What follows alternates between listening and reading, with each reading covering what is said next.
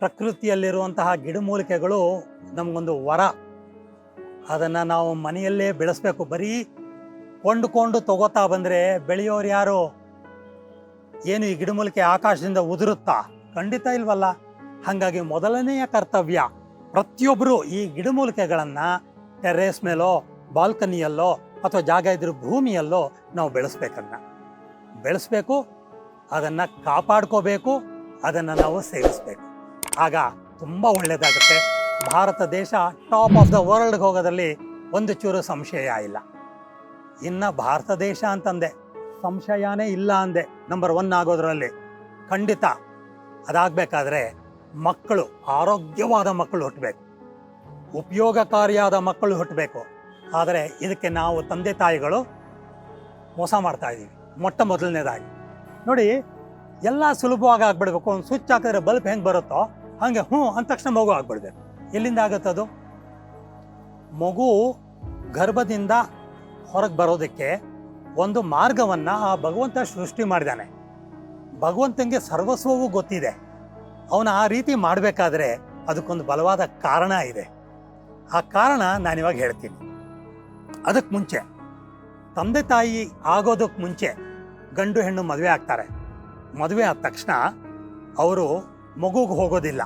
ಒಂದು 6 ತಿಂಗಳು, 1 ವರ್ಷ ಆ ಸಾಂಸಾರಿಕ ಜೀವನವನ್ನು ಆನಂದಿಸಿ ಸುಖಪಟ್ಟು ಸಂತೋಷಪಟ್ಟು ಆಮೇಲೆ ನನಗೆ ಇವಾಗ ಮಗು ಬೇಕು ಅಂತ ಡಿಸೈಡ್ ಮಾಡ್ತಾರೆ. ಈ ಮಗು ಬೇಕು ಅಂತ ಡಿಸೈಡ್ ಮಾಡೋಕ್ಕೆ 3 ತಿಂಗಳ ಮುಂಚೆಯಾದರೂ ಒಬ್ಬ ಒಳ್ಳೆ ಹೀಲರ್ನ ನೀವು ಕಾಣಬೇಕು. ಡಾಕ್ಟರ್ ಅಂತ ಹೇಳ್ತಿಲ್ಲ, ಹೀಲರ್, ವೈದ್ಯ, ಒಬ್ಬ ನಾಟಿ ವೈದ್ಯ ಅಥವಾ ಯೋಗನಿದ್ರಾ, ಸ್ಪರ್ಶ ಯೋಗ ಇಂಥ ವಿದ್ಯೆಗಳನ್ನು ಬಳಸುವಂಥ ಪರಿಣಿತರನ್ನ ನೀವು ಮೀಟ್ ಮಾಡಬೇಕು. ಎಷ್ಟು ಜನ ಇದ್ರೋ ನಂಗೆ ಗೊತ್ತಿಲ್ಲ, ನಾನು ಮಾಡ್ತಾ ಇದ್ದೀನಿ ಅಂತ ನಂಗೆ ಗೊತ್ತು. ತಂದೆ ತಾಯಿಯ ಆಸೆಗಳನ್ನು ಬರ್ಕೊಂಡು ಇದ್ರಲ್ಲಿ ಕಾಮನ್ ಫ್ಯಾಕ್ಟರ್ ತಗೋಬೇಕು. ಕಾಮನ್ ಫ್ಯಾಕ್ಟರ್ ತಗೊಂಡು ಅಂಥ ಮಗುವಾಗಿ ಜನಿಸಕ್ಕೆ ತಯಾರಿರುವ ಆತ್ಮವನ್ನು ನಾವು ದೇವರಿಂದ ಕೇಳಿಕೊಂಡು ಆ ಗರ್ಭವನ್ನು ಸೇರಿಸೋಂಗೆ ಮಾಡ್ಬೋದು. ನಾನು ತುಂಬ ಆಟ ಆಡಿದ್ದೀನಿ ಈ ಫೀಲ್ಡಲ್ಲಿ, ತುಂಬ ನಾನು ಎಕ್ಸ್ಪರಿಮೆಂಟ್ ಮಾಡಿದ್ದೀನಿ, ತುಂಬ ಪ್ರಯೋಗ ಮಾಡಿದ್ದೀನಿ. ಇದು ಸಾಧ್ಯ ಇದೆ. ತಂದೆ ತಾಯಿಗೆ ಏನು ಆಸೆ ಇದೆಯೋ ಅದೇ ಆಸೆಯನ್ನು ಹೊಂದಿರುವಂತಹ ಮಗು ಅಂಥ ತಂದೆ ತಾಯಿ ಮುಖಾಂತರ ಭೂಮಿಗೆ ಬಂದಾಗ ತಂದೆ ತಾಯಿ ಮಗು ಆಸೆ ಒಂದೇ ಆಗುತ್ತೆ. ಒಂದು ಹೊಂದಾಣಿಕೆ ಇರುತ್ತೆ, ಒಂದು ತೃಪ್ತಿ ಇರುತ್ತೆ, ಸಮಾಧಾನ ಇರುತ್ತೆ, ಕನ್ಸ್ಟ್ರಕ್ಟಿವ್ ಆಗಿ ವರ್ಕ್ ಮಾಡ್ಬೋದು. ಅದು ಬಿಟ್ಬಿಟ್ಟು ಗಂಡಂಗೆ ನನ್ನ ಮಗ ಸಾಫ್ಟ್ವೇರ್ ಇಂಜಿನಿಯರ್ ಆಗಬೇಕು, ಇಷ್ಟಿಷ್ಟು ದುಡ್ಡು ತರಬೇಕು ಅಂತ ಗಂಡಂಗೆ, ಹೆಂಡತಿಗೆ ನನ್ನ ಮಗ ಡಾಕ್ಟ್ರೇ ಆಗಬೇಕು, OBGನೇ ಮಾಡ್ಕೋಬೇಕು, ಇಷ್ಟಿಷ್ಟು ದುಡ್ಡು ಸಂಪಾದನೆ ಮಾಡಬೇಕು ಅಂತ ತಾಯಿಗೆ, ಮಗುಗೆ ನಾನು ಒಳ್ಳೆ ಆರ್ಟಿಸ್ಟ್ ಆಗಬೇಕು, ಡ್ಯಾನ್ಸರ್ ಆಗಬೇಕು ಅಂತ ಮಗುಗೆ. ಸಂಸಾರವಾಗಿರೋಕ್ಕೆ ಸಾಧ್ಯನಾ? ಇದೊಂದು ನರಕ ಆದಂಗೆ ಆಗ್ಬಿಡುತ್ತೆ. ಆನ್ ದ ಅದರ್ ಹ್ಯಾಂಡ್, ನಾನು ಹೇಳದಂಗೆ ಈ ರೀತಿ ನೀವು ಮಾಡಿದ್ರೆ ಒಳ್ಳೆಯ ಮಗು ಹುಟ್ಟುತ್ತೆ. ಗಂಡ ಹೆಂಡತಿ ಮಗು 3 ಜನನೂ ಸಂತೋಷವಾಗಿ ಉದ್ಧಾರ ಆಗ್ಬೋದು. ಅಂಥ ಮಗು ಪಡಿಬೇಕು. ಸರಿ, ಇದನ್ನ ಫಸ್ಟ್ ನಾವು ಮಾಡ್ತೀವಿ. ಇದರಲ್ಲಿ ಮತ್ತೊಂದು ವಿಶೇಷತೆ ಇದೆ. ಹಿಂದಿನ ಜನ್ಮದ ಸಂಸ್ಕಾರಗಳು, ಅದು ಬೇಡದಿರುವ ನೆನಪುಗಳು ಏನಾದರೂ ಮಗುವಿನಲ್ಲಿ ಇದ್ದರೆ ಅದನ್ನು ತೆಗಿಬೇಕಾಗತ್ತೆ. ಗರ್ಭಕ್ಕೆ ಮುಂಚೆನೆ, ಗರ್ಭಧಾರಣೆಗೆ ಮೊದಲು ತೆಗಿಬೇಕು. ಮತ್ತೊಂದು, ಮಗು ಹುಟ್ಟಕ್ಕೆ ಮುಂಚೆನೆ ಅದು ಆತ್ಮದ ಸ್ಥಿತಿಯಲ್ಲಿರುವಾಗ ಅದರಲ್ಲಿ ಕೂಡ ಬೇಡದಿರುವಂತಹ ನೆನಪುಗಳಿದ್ದರೆ ತೆಗಿಬೇಕು. ಅದಾದ ನಂತರ ಗಂಡ ಹೆಂಡತಿ ಮೆಡಿಕಲಿ ಆಲ್ ರೈಟ್ ಇದ್ದಾರಾ ನೋಡಬೇಕು, ಗಂಡ ಹೆಂಡತಿ ಆರೋಗ್ಯವಾಗಿದ್ದಾರಾ ನೋಡ್ಕೋಬೇಕು. ಮತ್ತು ಏನಾದರೂ ಅವರ ಹಿರಿಯರಲ್ಲಿ ಆನ್ಸಿಸ್ಟ್ರಲ್ ಪ್ರಾಬ್ಲಮ್ಸ್ ಅಂದರೆ ವಂಶ ಪಾರಂಪರಿಕ ತೊಂದರೆಗಳಿದೆಯಾ ಅಂತ ನೋಡ್ಕೋಬೇಕು. ಸಾಕಷ್ಟು ಸಮಸ್ಯೆಗಳಿಗೆ ಹೇಳ್ತಾರೆ, ಓದಿ ನಿಮ್ಮ ತಾತಂಗಿತ್ತು ಮುತ್ತಾತಂಗಿತ್ತು ಅದಕ್ಕೆ ಬಂತು ಅಂತ ಹೇಳ್ತಾರೆ.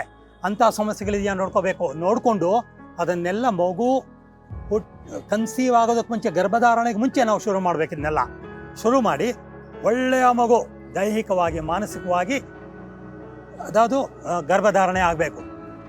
ಗರ್ಭಧಾರಣೆ ಅದಕ್ಕೂ ನಕ್ಷತ್ರ ಎಲ್ಲ ಇದೆ, ಟೈಮು ನಕ್ಷತ್ರ ಎಲ್ಲ ಇದೆ, ಆ ಆಹಾರ ವಿಚಾರ ಎಲ್ಲ ಇದೆ. ಅದರ ಸಹಿತ ಗರ್ಭಧಾರಣೆ ಆಗಬೇಕು. ಸಂಸ್ಕಾರಗಳಿದೆ, ಷೋಡಶ ಸಂಸ್ಕಾರಗಳು ಅಂತ. ಆ ಸಂಸ್ಕಾರಗಳನ್ನು ಮಾಡ್ತಾ ಮಗುನ ನಾವು ಹೆರಬೇಕು. You can enjoy your birth of your child. ಹಾಗಾಗಿ ಇದೊಂದು ಭಗವಂತ ಸೃಷ್ಟಿ ಮಾಡಿರುವಂತಹ ಒಳ್ಳೆಯ ಅವಕಾಶ. ಈ ರೀತಿ ಮಗು ಹುಟ್ಟಬೇಕು. ಆ ಥರ ಮಗು ಹುಟ್ಟಿದಾಗ ಹಿಂದಿನ ಜನ್ಮದ ಏನೇನು ಬೇಡದಿರೋ ನೆನಪುಗಳಿರುತ್ತೋ ಆ ಪ್ರೆಷರ್ಗೆ ಹುಟ್ಟಿದಾಗ ಆ ನೆನಪುಗಳು ಹೊಟ್ಟೋಗುತ್ತೆ. ನೆನಪುಗಳು ಹೋಗ್ಬಿಟ್ಟು ಫ್ರೆಶ್ ಆಗಿ ಮಗು ಬರುತ್ತೆ. ಅದರ ಪ್ಲ್ಯಾನ್ ಆಫ್ ಲೈಫ್ ಅಥವಾ ಜಾತಕದ ಪ್ರಕಾರ ಆ ಮಗು ಆ ಆತ್ಮಕ್ಕೆ ಬೇಕಿರೋ ಅನುಭವಗಳನ್ನೆಲ್ಲ ಕೊಡ್ತಾ ಬರುತ್ತೆ. ಆ ಜನ್ಮ ಆ ಮಗುವಿಂದು ಸಾರ್ಥಕ ಆಗತ್ತೆ. ಒಳ್ಳೆ ಮಗು ದೇಶ ಕೊಟ್ಟುತ್ತೆ. ಭಾರತ ದೇಶ ನಂಬರ್ 1 ಆಗತ್ತೆ. ಒಳ್ಳೆಯ ಅವಕಾಶವನ್ನ ಮಾಡಿಕೊಟ್ಟಂತಹ, ಯಾಕಂದ್ರೆ ಮಾಹಿತಿ ಇರುತ್ತೆ, ಎಲ್ಲಿರುತ್ತೆ? ನಮ್ಮ ಜೋಬಲ್ಲೋ, ನಮ್ಮ ಮನಸ್ಸಲ್ಲೋ, ನಮ್ಮ ಹೃದಯದಲ್ಲೋ ಇರುತ್ತೆ. 4 ಜನಕ್ಕೆ ಅದು ತಲುಪಬೇಕಾದ್ರೆ ಒಂದು ಮಾಧ್ಯಮ ಬೇಕು.